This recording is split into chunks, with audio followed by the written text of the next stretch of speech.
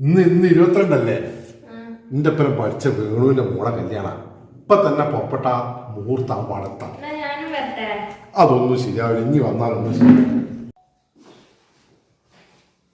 അതെ, ഞങ്ങൾ തമ്മിലൊരു വാട്സപ്പ് കൂട്ടായ്മയുണ്ട് 10ാം ക്ലാസ് പഠിക്കുമ്പോ. അപ്പോ എല്ലാരും കല്യാണത്തിന് വരും. അപ്പൊ ഞങ്ങളൊക്കെ ഒരു കമ്പനിക്കാരും കൂടിയിട്ടേ ഒന്ന് അടിച്ചു പൊളിക്കും.